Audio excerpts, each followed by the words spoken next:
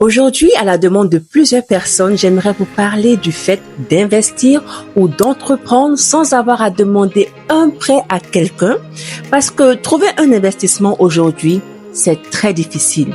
Ici au Sénégal, ce que j'ai remarqué, et ça c'est mon point de vue personnel, mais c'est que, ça vous allez me dire en commentaire si c'est vrai, c'est que lorsqu'on fait une demande de prêt dans une banque, il est extrêmement difficile d'obtenir ce prêt-là, donc cette demande de prêt, une réponse positive, surtout si vous n'avez pas, par exemple, un travail fixe.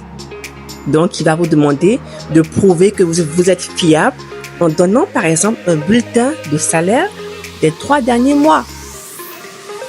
Et donc, bien sûr, je n'accuse pas les banques, elles ont besoin de ça aussi pour savoir si vous êtes fiable, si vous avez un revenu qui vous permet de pouvoir rembourser.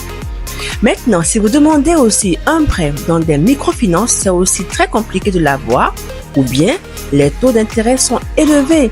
Donc, ce qui fait que on n'arrive pas à avoir de prêt facilement lorsqu'on demande, ou bien on a juste peur de prendre ce prêt-là parce que on sait que le remboursement sera vraiment haut, sera très chaud. Il y a des associations qui, j'ai remarqué, qui accordent des prêts à certaines personnes et tout ça, mais c'est limite. Et des fois, c'est vraiment sélectif. Alors, dans cette vidéo, je vais vous parler de quelques activités que vous pouvez faire sans avoir à demander forcément un financement. Vous avez peut-être un fonds propre, un fonds de départ, qui est plus ou moins élevé ou pas de fonds du tout. Je vous souhaite la bienvenue sur ma chaîne. Je suis Priska, la serial entrepreneur.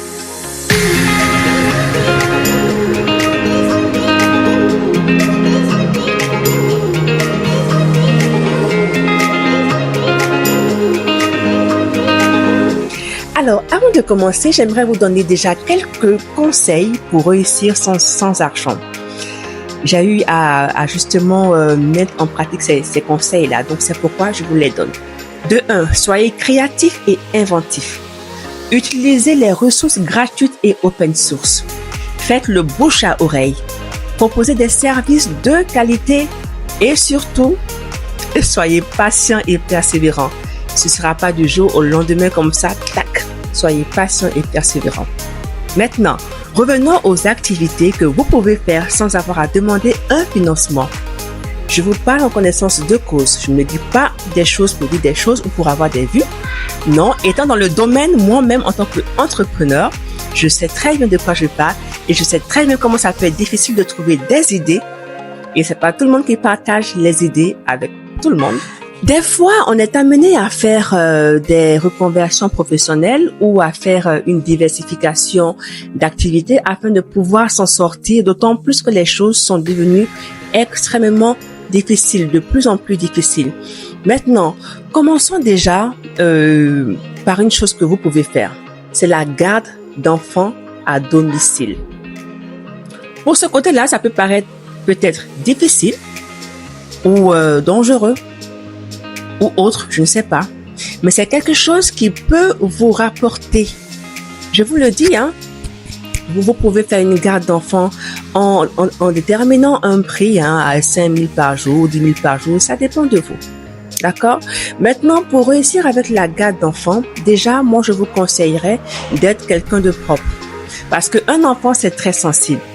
Et le parent, quand il va venir chez vous, évidemment qu'il va voir l'endroit où son enfant va rester toute la journée. D'accord? Donc là déjà, même si vous n'avez pas un grand espace, le petit espace que vous avez, faites un espace de vie agréable. Décorez l'espace. On vend des stickers un peu partout. Décorez avec de très beaux stickers et mettez plusieurs jouets. Il faudrait bien nettoyer l'endroit, j'insiste sur ça. Et pour pouvoir faire de cet endroit un endroit agréable et propre pour les enfants. Et aussi par rapport aux jouets, il faudrait nettoyer les jouets chaque fois pour éviter qu'ils ne chopent quelques microbes. Maintenant, si vous prévoyez de garder 2 ou 3 enfants, il faudrait prévoir par exemple de petits matelas bien sympas qui ne coûtent pas trop cher aussi au marché.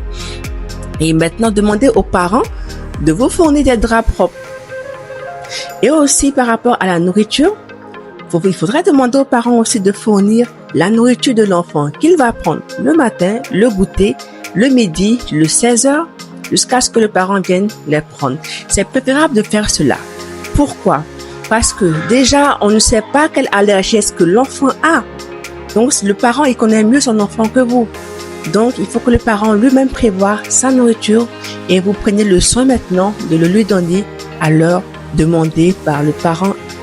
Vous avez aussi une autre activité, c'est l'aide aux courses. Vous allez me dire, mais ici au Sénégal ou bien ici en Afrique, est-ce que. Mais en fait, il faut innover, hein. Il faut être créatif. Il y a certains, peut-être dans d'autres pays, qui le font et qui font un métier à part entière. Il y a peut-être certains ici qui ont commencé ce métier-là. Mais ce n'est pas encore populaire ni saturé. Donc, quelque chose qui n'est pas encore populaire, c'est que ce n'est pas encore saturé. D'accord? Comme comparé à certaines activités aussi qu'on voit aujourd'hui. N'hésitez pas à vous abonner, à liker, à partager la vidéo à d'autres entrepreneurs. Alors, l'aide aux courses, il s'agit de proposer votre aide à des personnes super occupées qui n'ont pas forcément le temps de partir, par exemple, au marché, de partir faire des courses, de déposer telle ou telle chose ici ou là. Ben, vous allez me dire, oui, mais il y a déjà des tchak-tchak, il y a déjà des livreurs. Mais non, mais les tchak-tchak, ils peuvent pas tout faire. Voyez, un livreur aller faire des courses au marché? Non. Alors, donc, l'aide aux courses. Il va aller proposer son aide à une famille qui n'a peut-être pas le temps. Donc, tu vas aller faire le marché, par exemple, aller au marché Castor ou à Grand Dakar, acheter tel ou tel légume selon la liste qui t'a été imposée par la personne. Et tu reviens, tu lui donnes son marché et vous rendez la monnaie fidèlement. Et vous allez instaurer une situation de confiance entre vous. Maintenant, vous allez aussi avoir l'aide aux courses. Par exemple, pour aller chercher quelque chose à l'aéroport ou quelqu'un à l'aéroport. En fait, il y a plusieurs aspects qu'on peut faire avec l'aide aux courses. Je vous prie de rester jusqu'à la fin pour ne pas rater un seul conseil qui va vous aider à réussir. Alors, il y a une autre activité dont j'aimerais vous parler, c'est le service de repassage.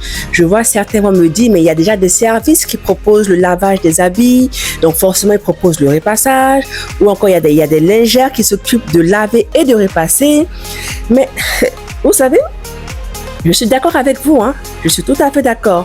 Mais il y a des personnes qui ont des machines à laver chez elles et qui font leur linge chez elles, quasiment chaque jour si elles ont des enfants, mais qui n'ont pas forcément le temps de repasser. Mais pourquoi ne pas proposer un service unique de repassage? Voilà. Il y a des personnes, par exemple, qui envoient leurs vêtements au lavage, mais qui n'ont pas forcément le temps de prendre le service repassage, qui sont juste pressés de récupérer leurs vêtements. Et voilà, et il s'avère qu'au cours de la semaine, elles ont besoin de certains habits repassés. Donc, pourquoi ne pas proposer le service? Vous avez aussi la cuisine. Vous savez, aujourd'hui, beaucoup de personnes courent. Hein? Quand je dis elles courent, entre le travail, la maison, les enfants, le foyer, etc., beaucoup de personnes courent. Et donc, n'ont pas forcément le temps de cuisiner chez elles tout le temps. Autre chose qu'on a pu constater, c'est que même si certaines personnes ont des ménagères, elles ne préparent pas forcément. Il y a certains qui ont des ménagères à temps partiel, je veux dire, qui viennent 3 fois dans la semaine, donc ils ne préparent pas. Et nous avons les jeunes étudiants qui n'ont pas le temps de préparer. On sait tous, on est tous passés par là. Alors, proposez un service de cuisine. Pour les familles, vous proposez de cuisiner pour la semaine et vous leur livrez ça, ou bien vous partez faire la cuisine chez eux. Pour les étudiants, vous proposez des services de cuisine pour eux à des prix abordables et tout ça, et vous leur livrez chez eux. Bon, voilà. Maintenant, il y a aussi un autre service que je pense que c'est un peu saturé, mais je ne sais pas, ça dépend des zones peut-être. C'est le service de coiffure. Voilà, coiffure à domicile. Voilà. En fait, voilà quelques idées que j'ai pour vous aujourd'hui et j'espère que ça va vous aider. Si vous avez des choses à rajouter, dites-le moi en commentaire. Merci beaucoup d'avoir suivi cette vidéo et on se dit à très bientôt pour d'autres idées avec plus de peps.